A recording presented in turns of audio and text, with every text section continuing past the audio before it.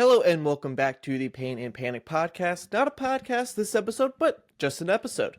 So last episode Adam talked about the AFC, that playoff picture, but now I'm going to go through all of the teams in the NFL, giving one red flag for every NFL team why they might lose and not win the Super Bowl.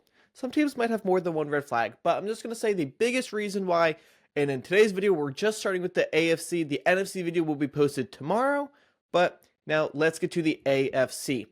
We're going in order from projected one seed right now to the end, and we have some teams that aren't currently in the playoff picture but might be. So right now the one seed would be the Denver Broncos, leading the NFC West. Kind of maybe a little bit of a surprise that, at least the Chiefs aren't even in the playoff picture, but the Broncos. They're a red flag. They are only good offensively in the fourth quarter. They've had the most points in the fourth quarter. They've had numerous comeback wins, and sometimes the offense is just an ugly thing to watch. Bo Nix has had a little bit of a second-year slump, or maybe he didn't take that jump that we were expecting to see, and rather, if anything, I think he's playing worse than he was at the end of last season. So I think their offense sometimes gets out of the gate pretty slow, and by the end of the game, they've had, these great comeback wins and these close games. But if you're playing a Buffalo Bills, if you're playing some of these other, this year the AFC is pretty open. If you're playing a real good team that, has a good defense that won't let you back in it in the fourth quarter, that's not going to work. The Chiefs had this problem last year where they would play ugly football for three quarters. In the fourth, Mahomes and the Chiefs would win on a field goal, and then they had a great record, went to the playoffs. They got to the Super Bowl, but that team wasn't as good as their record was. I think many people could agree with that. Next team, right now, the Patriots. They just lost to the Bills, but they're still second spot right now. This one's tough. I think they're a good team. I think they actually have a few problems, but I would say with them, they're just 1 year ahead of schedule, and they need more playoff experience for their quarterback, for their team together, which, might be a lame answer, but you have a second-year quarterback he's not played in a playoff game. Mike Vrabel, he's been in the playoffs before, but it's his first year with this squad, and, we just saw them lose to the Bills in a game that if they won, could have won them the division, basically. So I think these big games, I think this is all going to be learning experiences for them, and sometimes this just happens where a team is ahead of schedule, gets to the playoffs, and they're happy to be there.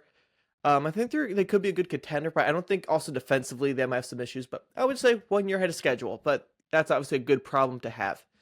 Next up, the Jags, having a terrific season. Adam's favorite team right there.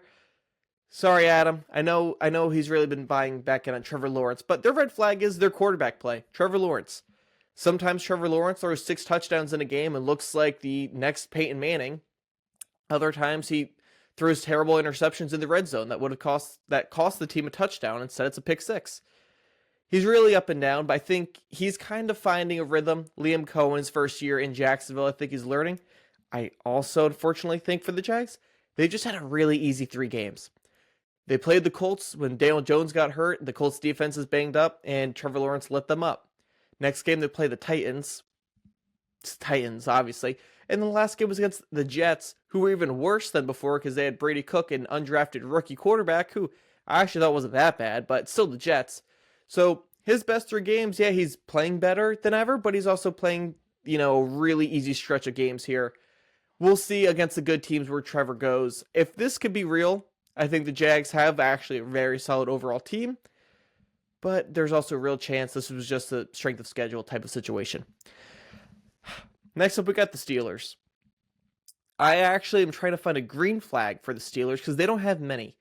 I could throw multiple things at you on either side of the ball. I think defensively, they're slightly better in. But I'm just going to say for their biggest red flag, I was going to say just their offense as a whole. They have the 6th worst offense in terms of total yards that they've had. And it feels like some games, they just can't get anything. Aaron Rodgers doesn't want to take any hits. Understandably so. He's in his 40s. I wouldn't want to get hit either. But everything they throw is going to be a short pass and dump off, and then hopefully the guy can get open. That's their only explosive plays. Now, we saw last week that he had a big deep pass to DK Metcalf. It was a huge surprise. And the Steelers can manage these moments where they look good. But throughout the course of a game, they're not going to be able to do that. They're pretty limited at what they could do offensively. Don't have a great O-line. I don't think they have a great receiving room. And I like, they're probably best when they have the 3 tight ends out there. They're playing big physical defense in a cold weather game. And their defense has moments. TJ Watt, if he's back and healthy, which he'll probably will be for the playoffs, They have him. He could just have the perfect strip sack at the right time and swing a game. That's how the Steelers win these games, but if it's a normal situation, it's really hard for the Steelers to actually have an offense good enough to keep up with any of these teams. Next one, Chargers. They did just beat the Chiefs and eliminate them after having a bad game against the Eagles, so it's kind of hard to say, but I would say their biggest issue, no offensive line. They lost both their tackles. Not really even their fault, just Joe Alt went down, and now they have Trevor Penning on the offensive line. And earlier this year, they lost Slater, their other tackle. So both of their really good offensive tackles are gone. That goes from a position of extreme strength for them to now an extreme weakness. That's rough. Their run game has kind of trouble getting going with that out, and they like to run the ball and control the clock. They can't really do that. On top of that, Herbert has a broken hand, and we saw against the Eagles that was kind of limiting his ability and things. He looked pretty good against the Chiefs, but still, that might be a problem. The receiving room is really weird. And yeah, I'm just going to say the tackles are missing. All right, next one, Bills. Bills are heating up. And the talk all year of their red flag is the run defense. They don't have a good one. And I think that's fair. But here's what I will say about the Bills to defend them. They just played the Patriots in the game they were down by 17 at halftime. You'd think the you'd think the Patriots could just run out the clock. If they're like, all right, the Bills don't have a run defense, we have a big lead at halftime, let's run out the clock, and let's win this. And the Bills were able to stop it. So when it mattered, the defense showed up. They held the Patriots in check and let Josh Allen and James Cook have a great second half, come back and win the game. Maybe the team is just always in the playoffs and they have a tough time getting up for the regular season, or sometimes just weird luck happens. I don't know. Earlier in the game, though, Trayvon Henderson cut back and had a gigantic long touchdown, so we'll see if that was, the Bills' defense learning its ways in the second half, or maybe it was just, the Patriots not being able to execute. I'm not sure, but I think that run defense has to be their red flag. Offensively, you could also say the receivers, they just don't have any good ones, but when you have Josh Allen, he can make an okay receiver look like a great one. Next team, the Texans. On this podcast, I especially have given my love to the Texans. I think they have the best defense in the league. And I think offensively, if they could just get to 20 points, they're probably going to win the game. However, they do have a terrible offense at times. CJ Stroud has gotten, a lot of criticism for his play this year, and last year hasn't looked the same. I think that's partially true that CJ doesn't look great. I also, though, think he has moments where these long third downs, he makes plays. He gets out and he throws it. I think he's throwing it away, but somehow some guy shows up and makes a great catch. If they can get lucky and have a few of those plays, they could probably beat any team with how good that defense is. I would also say their kicker, Kami Fairbairn, awesome kicker. Indoors, he could just kick that team to 18 points, then hopefully the team scores one touchdown, they could win. But their offensive line is not great. Woody Marks has been solid as a running back, but he's not winning you really any games. And receiving room wise, they actually have Jaden Higgins, who's been a good rookie, but they have Nico Collins, obviously a good one. Dalton Schultz has been getting better throughout the season. So we'll see how the team does, but offensively, I would just say the whole offense as a whole, a little scary, a little inconsistent. Now, here are teams that aren't currently in the playoff picture, but could be.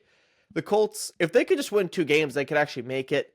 However, they've really tough the season schedule, and their quarterback is Phillip Rivers. Now, I actually think Phillip Rivers wasn't terrible against the Seahawks, but you could tell he was not in his best form and just kind of had to get the ball out quickly.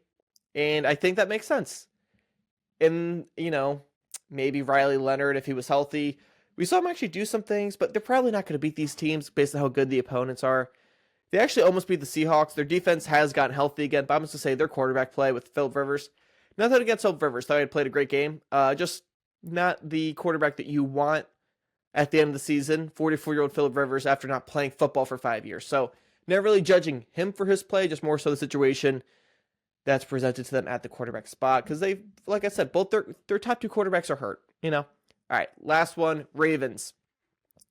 If the Steelers lose to the Dolphins, and it's Monday, so this week posts on Tuesday, so you'll know the outcome by then. But the Steelers could easily lose this division to the Ravens, and if the Ravens make it, they do have Lamar Jackson. And you'd think, well, Lamar Jackson, at worst is the 3rd best quarterback in the league. Sometimes looks like the best, or, the 2nd best, wherever you have him.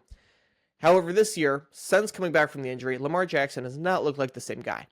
He had a great pass to Zay Flowers on Sunday. That was a great play and probably, the best he's looked since the injury, which each week you go on, maybe you're getting a little bit healthier from that initial injury, but he has not looked the same. He's not running the same. He's running a little bit more, but he's still barely running.